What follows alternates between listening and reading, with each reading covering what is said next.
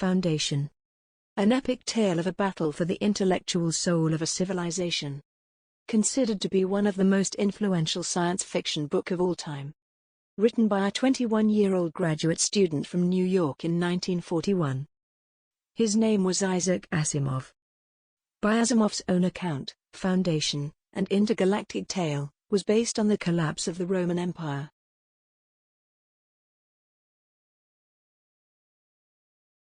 The Foundation trilogy in general deals with the fall of the Galactic Empire and the projected rise of a second galactic empire under the guidance of a science called psychohistory. In other words, you treat masses of human beings as though their actions could be predicted. Behavior becomes mathematical. That's right, for a lot of people, not for individuals. Mm-hmm.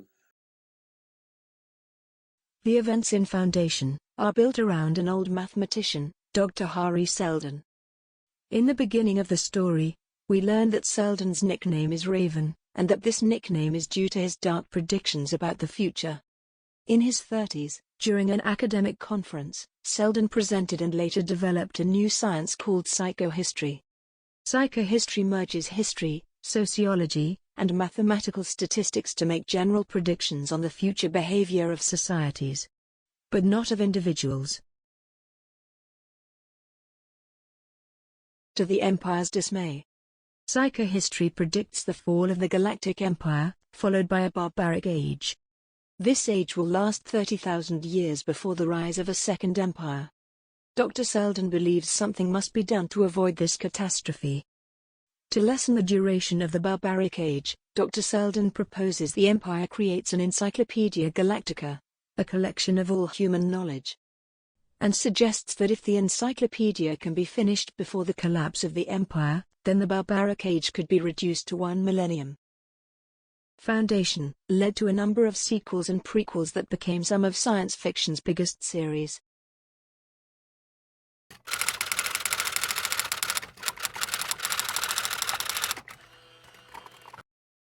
I don't, and I can't see you writing the science fiction. What is different about the process? Do you lie on a couch and envision it, or are you still just sitting at the typewriter seeing it? I'm still just sitting at the typewriter, except that I'm not doing any research. I'm making it all up out of my head.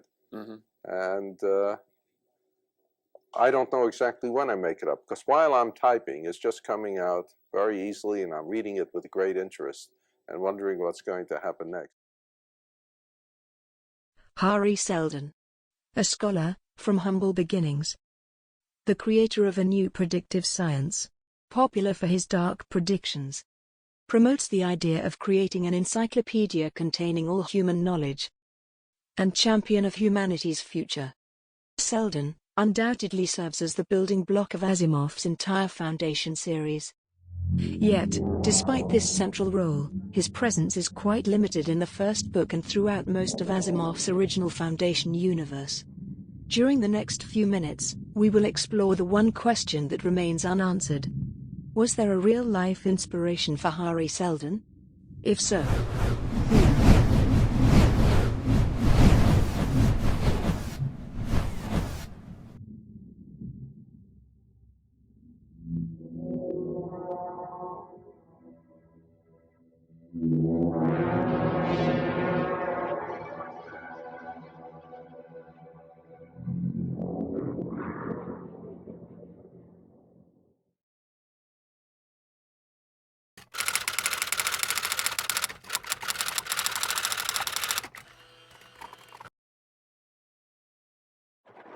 Can you suggest a cure to the present economic ills of the world?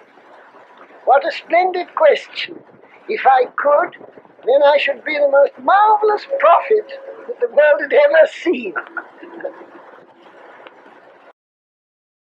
Herbert George Wells, better known as H.G. Wells.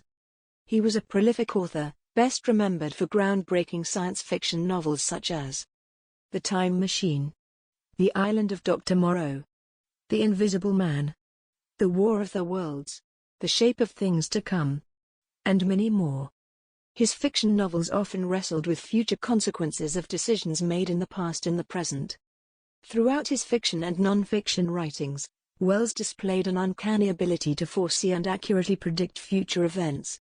His ability did not happen by chance. Wells was part of the generation that saw gigantic leaps in technological innovation and human experience. Throughout his lifetime he experienced the emergence of motorized cars, the telephone, electricity, urban growth, and above all, the atrocities of 2 world wars. To better understand how he developed his foresight abilities, we will take a closer look at his formative years. Herbert George Wells was born on September 21, 1866, in Bromley, a London suburb. Despite his family's humble beginnings, young Herbert's aspirations would manage to break through the rigid boundaries of Victorian society. In the early school years, Wells excelled in biology, history, geography, mathematics, and science. His academic achievements opened the doors for him to attend university in London. Young Herbert would be bitten by the past and also the future during his college years. There, the young man became fascinated by Darwin's theory of evolution, the role of extinction, adaptation, and survival. Questions surrounding humankind as part of a larger evolutionary tale permanently occupied his mind. His childhood passion for writing re-emerged during his college years. In them, young Wells fantasized about solving the world's problems through his writing. Exploiting his science background, he found work as a journalist after college. Here he was able to explain the new inventions and discoveries that were transforming London. To make ends meet, he held 2 teaching jobs while writing full-time. By 1895, for the past 7 years, Wells had been working on a provocative story that would change literature forever. Intertwining Darwin's evolutionary theories, he applied them to man's distant future. The result was his first novel, The Time Machine. The experimental mixture of speculative science and imagination proved successful, and with it, H.G. Wells and his disturbing vision of a dying Earth became popular. Although he didn't get much money for The Time Machine, his reputation had been made. By 1901, H.G. Wells, at 33, had become a household name. His latest release, a non-fiction book, examined yet another evolutionary theory. By focusing on transportation, H.G. explained the changes mobility was introducing into overall daily life and thinking. The book was called Anticipations. Anticipations became a bestseller. Its topic provided a glimpse to the social thinker and futurist H.G. Wells would become. The success Herbert experienced with Anticipations presented him a rare opportunity. At 34, he was given a great honor. He was invited to give a lecture at the British Royal Institution. On January 24, 1902, H.G. Wells delivered the philosophical lecture he titled The Discovery of the Future. In this hour-long lecture, Wells described foresight and argued for its creation as a new science. Systematically building his case, Wells suggested that the knowability of the future was within reach through a scientifically based approach. Comparing individuals to grains of sand, he suggested that the knowledge of the future at a personal level was not possible. However, he confidently suggested that it would be possible to make predictions about important issues concerning human destiny. Though we have thousands and thousands of professors and hundreds of thousands of students of history working upon the records of the past, there is not a single person anywhere who makes a whole-time special job of estimating the future consequences of new inventions and new devices. There isn't a single professor of foresight in the world. But why shouldn't there be? Isn't foresight as important as history? All these new things, these new inventions and new powers come crowding along. Every one of them is fraught with consequences. And yet it is only after something has hit us hard that we set about dealing with it. Isn't it plain that we ought to have not simply 1 or 2 professors of foresight, but our whole faculties and departments of foresight, doing all they can to anticipate and prepare for the consequences of this gathering together, this bunching up, which is now going on. That is what I mean by want of foresight. Leading up to the First World War, Wells became increasingly concerned with its impact. He envisioned a growing world crisis where a global war had the potential of total destruction. History has gone into reverse. Instead of being divergent, we converge. We English speakers are being drawn together and learning more and more about each other. This reversal has been going on ever since the steamship and the railways appeared a century ago. It goes on faster and faster. Are we growing into one mighty community of ideas and sympathies as rapidly as we might do? I do not think we are. Something, I admit, is being done, but nothing like what might be done if we grasped our possibilities to the full. Let me tell you, as briefly as I can, one or two of the things that might be done to make this great gift of a common language better worthwhile. First, about books. Nothing can pull our minds together as powerfully as books. But the majority of my listeners tonight may be living in parts of the empire far away from the centers of book distribution. Well, probably half my hearers have never heard of what is called documentation.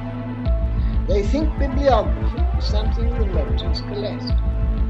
But really, bibliography is nothing more or less than indexing all that has been written in the world, so that you can find out quickly and shortly what has been done, by whom, and under what title. Don't you want to know that?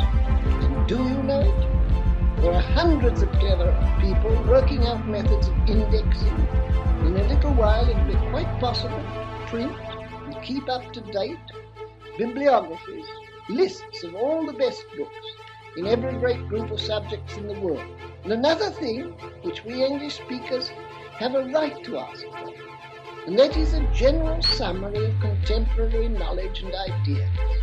A real modern adequate encyclopedia kept up to date and available for the use of any country, which might be the greatest power on earth for the good of mankind. Following the war, Wells approached the League of Nations and suggested that lasting peace could only be brought about by an enlightened society and a single consciousness.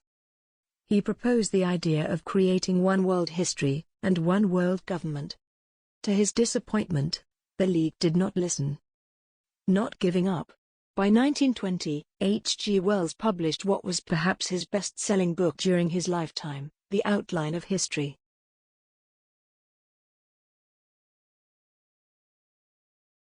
In 1933, Wells released a new masterpiece, The Shape of Things to Come. Here, H.G. speculates on future events from 1933 until the year 2106. Wells writes that the book is simply a version of notes written by an eminent diplomat, Dr. Philip Raven. Dr. Raven had been having visions of a history textbook published in 2106, as if things had already happened.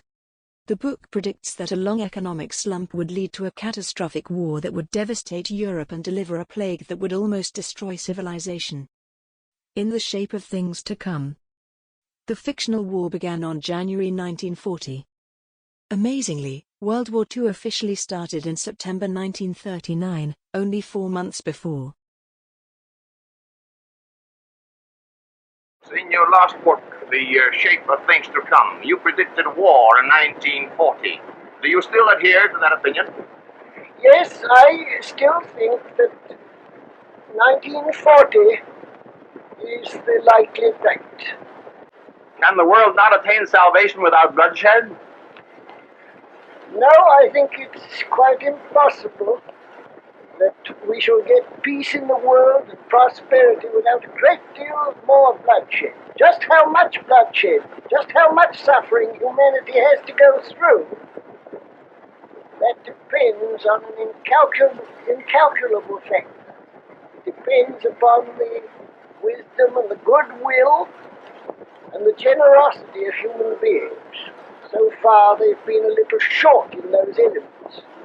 Is there a war situation in Europe today? I don't think so. There is the accumulation of war forces all over the world. But I do not see a war happening in Europe within the next 5 or 6 years. How about Asia? There the danger may be greater. On August 13, 1946, H.G. Wells died of liver cancer. He was 79. His death would come 5 years after Asimov began working on Foundation. But 2 years before Foundation's release in America. Wells was a futurist, calling for the creation of foresight decades before future studies became formalized. He didn't just write science fiction. Concerned with technological advancements and their impact on human behavior and thought, Wells also wrote about the need for a profound reconstruction of the methods of human living: right to life, freedom, education, work, property, right to privacy, and other progressive ideas. Although he would not live to see it. 2 years after his passing, his writings would become instrumental in the creation of the United Nations Universal Declaration of Human Rights. Herbert George Wells, much like Hari Seldon, gave humanity a vision, a science, an encyclopedia, and a plan for survival. The only difference was, H.G. Wells did it in real life.